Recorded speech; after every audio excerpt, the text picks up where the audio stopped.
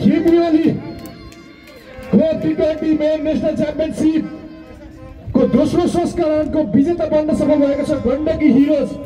धेरै धेरै बधाई छ गण्डकी हिरोजलाई।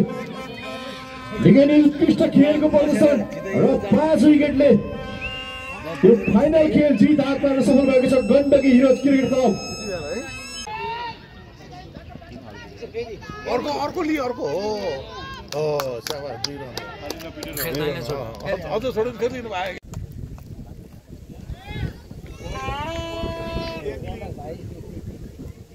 अब 4 बजे र केपिओली कप टी20 नेशनल मेन्स च्याम्पियनशिप 2081-82 को दोस्रो संस्करणको विजेता बन्न सफल भएको छ Gandaki heroes cricket club.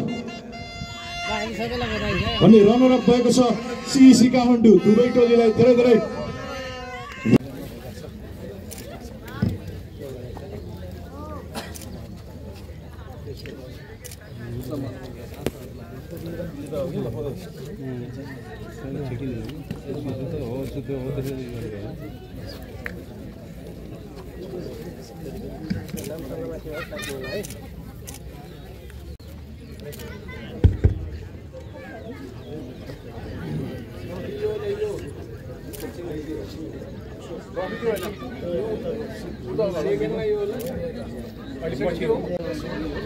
Team captain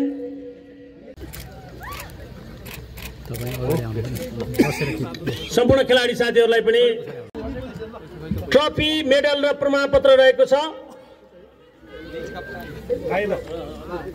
trophy medal र प्रमाणपत्र रहेको छ। भाइ दादा ल ready one last one okay. प्रतियोगितालाई अगाडि बढाउन पर्ने अवस्था रह्यो।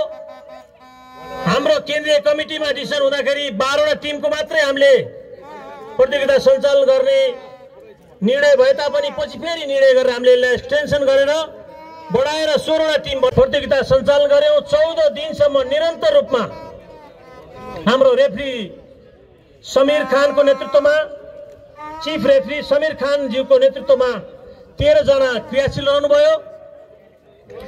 थुप्रै भोलिन्टियर साथीहरूले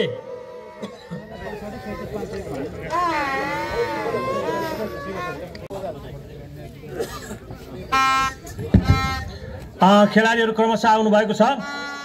खेलाडीहरू नारायण, विपिन, अमृत, सुदीप, कृष्ण, अर्जुन, करण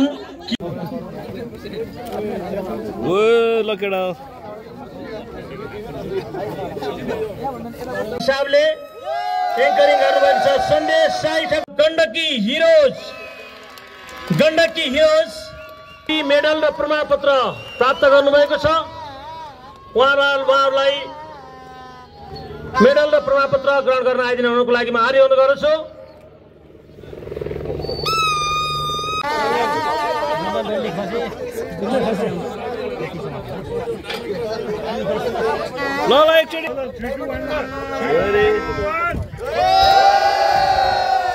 स्थान प्राप्त गर्न सफल भएको छ।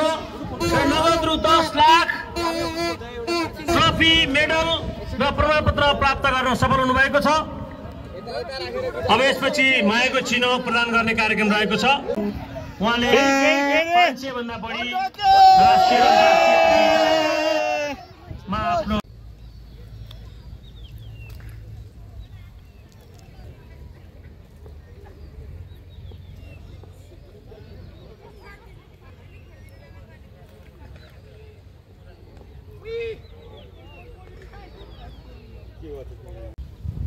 यति नै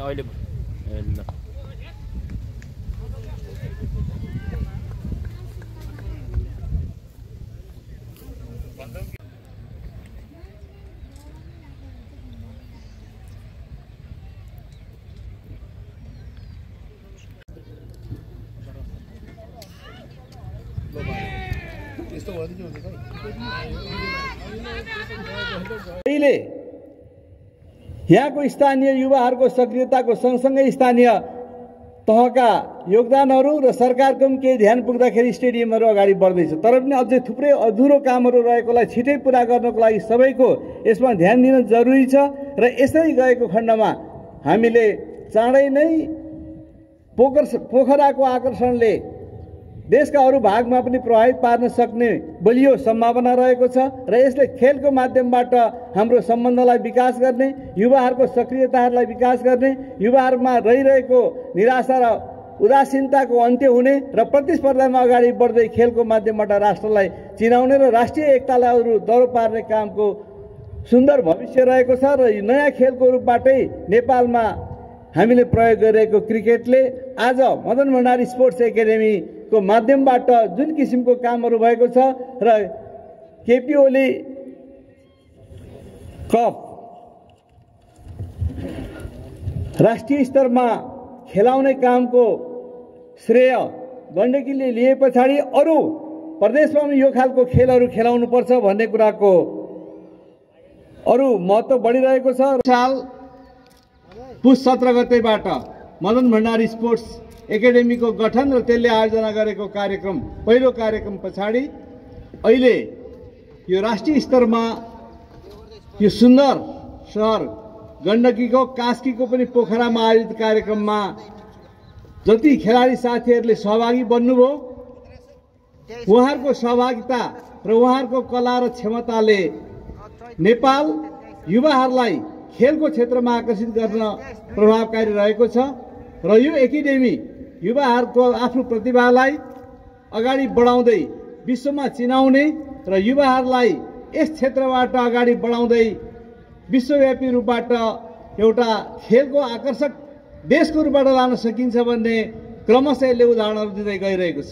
यसै सन्दर्भमा आयोजित आजको खेलले के देखाइरहेको छ भने हामीसँग भएका प्रतिभाहरूलाई एउटा नयाँ मञ्च स्थापना गरेर 19-20 वर्षको प्रयत्नमै यो परिवर्तन देखिएको छ भनेदेखि राज्यले यसमा उपयुक्त ढङ्गबाट प्रयत्न गरेको खण्डमा हाम्रा भौतिक पूर्वाधारहरूलाई विकास गर्ने र त्यसै गरी रोजगारी सृजना हुने र बौद्धिक लगानीको सँगसँगै यो लगानीलाई सुनिश्चित गर्दै